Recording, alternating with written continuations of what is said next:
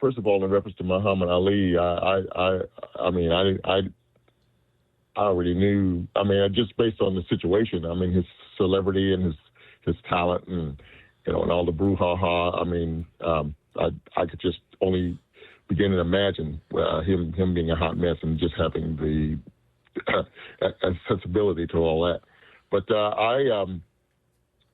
back in the '90s, pursuant to the situation you're talking about, I was working at the I was teaching at the Center for the Visually Impaired, teaching music at Soapstone, had an IRS job, and going to school full time. And I had a young lady who was 10 years my junior. I was 31, she was 21, and living with me. And her mom was just always in our business. So one day I came home from work and she was gone because mom was just in our business. So I said, couldn't reach her, called her mom, couldn't reach her. She wouldn't let me talk with her. I said, okay. So I, of course, I'm at Georgia State, and of course, women everywhere. So I started talking to other ladies, and she had a cousin that lived here, and so I came home one day, and you remember those old-fashioned answer machines that use the cassette tape, right? I was checking my messages on the machine, and in reference to the question asking had a man been slapped and all that kind of thing. But what was on my answering on that tape, the young lady that left, her cousin told her that she had saw me with another lady. So the young lady that moved out, she left a ridiculous message. I mean, threatening my life and everything. She said basically, she said that she would cut my dangling participle off, put it in my mouth, and make me swallow it. Oh my God, that Jesus! Actually, yeah. So Atlanta had put that task force together, and she has a restraining order. Yeah. So, but can I say something to you, Charlie? Yes, ma'am. First of all, several things. Were you visually impaired at this time? Were you blind then? I was born legally blind. That's yes, what I ma'am. thought. Mm-hmm. And the and woman, she was too. And she was too, right? So how was she going to cut your private off and put it in your mouth? Was she just going to move around and try to figure out where these things were? Well, and another thing. Well, she was just so. I have more questions for you. Yes, ma'am. It seems like you a ladies' man because clearly the cousin done seen you out. So you like Stevie Wonder and Ray Charles. Ray Charles had them women. So how did you determine? Exactly. So how would you know if the women were really attractive? Is it true like in the movie they touch your hands and you could feel if somebody's attractive? Or you let your friends tell you? How you know? Oh, ma'am, when I was at Georgia State, I've been told that I'm very nice looking. I'm 6'2", and built like a military guy. Number 3, I play instruments. I always keep my guitar with me all the time. Oh, so you? Oh, it was crazy. Charlie. Okay, Mr. Charlie. Yes, ma'am. Listen, Charlie, you got all the women fighting over you. Those that can see, those who can't, those who can't hear, those who all over everybody. Nope. Charlie, because you see, you heard that you're good looking. Charlie, I'm going to be you know what? I'm about to come see you, Charlie. I'm about to see if you good looking because doggone it, something that happened. This woman said she's going to cut your private parts off and put it in your mouth, and I'm still trying to figure out how she was going to get to it. She was going to have to get close enough to you to grab it and cut without cutting her own hand off. I still have the tape. Because you incited anger and violence in that lady. What did you do for her she done moved out, but clearly you left some type of lasting impact that she wanted to do you harm down there.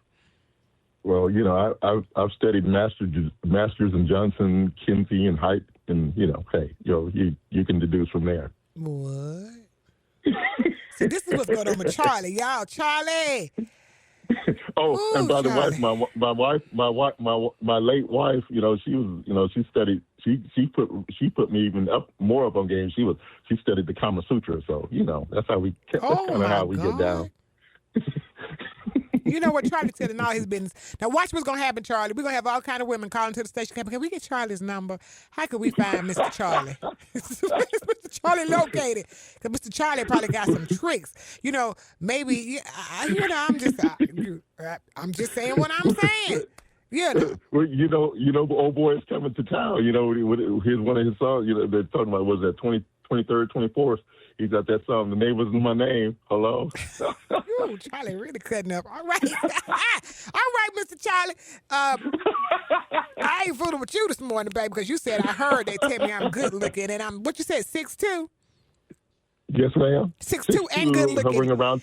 Hovering around 200 pounds. Yes, 200 pounds with a muscular build, and you play instruments, and you had plenty of jobs, and you got money. Now, this all makes sense. Y'all remember when Charlie been calling in a couple of times saying women be trying to get at him. You remember, Sir Daniel? I remember. Now, this is making a whole bunch of sense now. Mr. Charlie, that's all I got for you. Mm-hmm. Look, and if my daddy name was Charlie, too. One of them, let me tell you something. Charlie was something else, too, baby. So, them Charlies. Charlie. Ask Robert, Robert Wilson. Robert Wilson, the financial educator? Yes. Yeah, I've done a lot of work for him, musical, DJ for him and everything. Ask him, he'll tell you about me. Every time he sees me, I don't know how you do it, Charlie, but every time I see you, I ain't never seen you with an ugly woman. And he's actually told me that himself. So I asked him, he'll tell you. But I'm trying to figure out how you feel.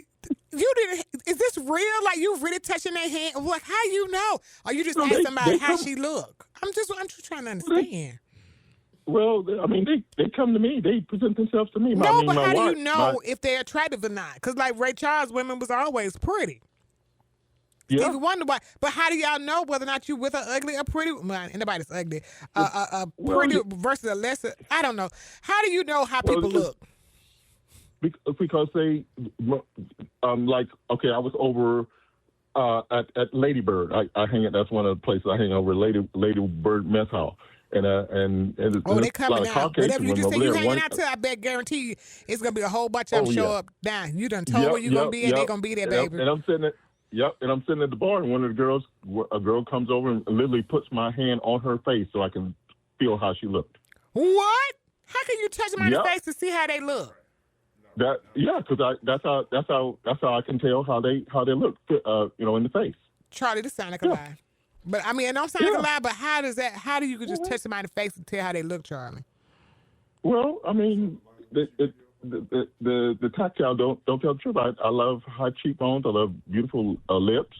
Full lips perfectly, and the nose, and remember the Lionel Richie it never video, fails. Hello, where the blind woman exactly touched Lionel Richie's face, and then she made a whole bust of him. Mm-hmm. Hello, see, exactly. Is it me you're looking for?